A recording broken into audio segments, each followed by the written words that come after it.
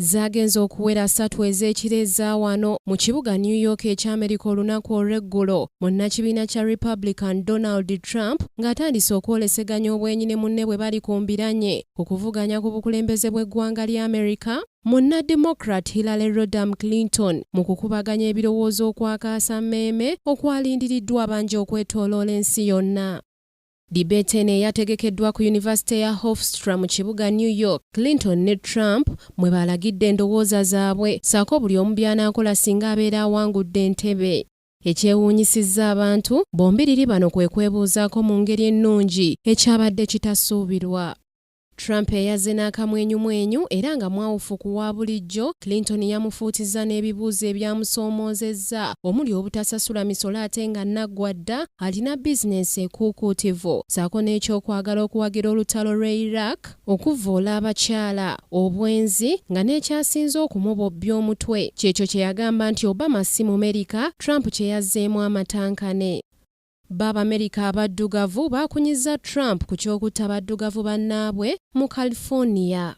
Okusinziira ku kunoonyereza okwakoleddwa, abantu abeetabye mu debate eno okusinga baabadde bawagizi ba Clinton ab'ekibiina kya Democratic Party era nga kiteeberezebwa okuba nti Clinton engeri gye yazzeemu ebibuuzo yawangudde Trump n'ebitundu 62 ku buli 100 okusinziira ku bukugu bwe yayolesezza. Newankubadde nga kyalabise nti Clinton yakubye Trump ku nsolobotto, naye kino tekyalobedde Trump kutegeeza Clinton nga bw'atalina mbavu kufuga Amerika.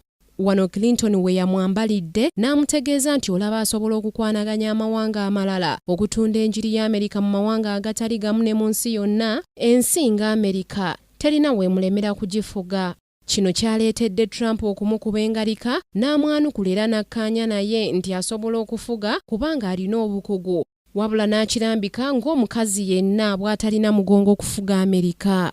Ye yaliko muganzi wa Bill Clinton, Jennifer Powers, eyabadde asuubirwa okujja mu debate eno nga Donald Trump bwe yali ategese ng'akamu ku bukodyo bw'okusoomooza Clinton teyalabiseeko.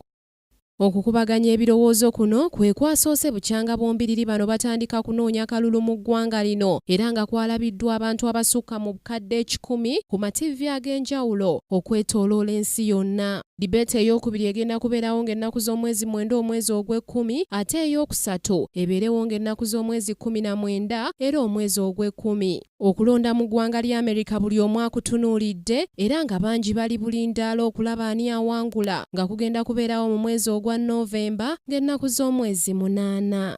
Samali Kisaache, Kingdom TV, amalindirire. This is Kingdom TV.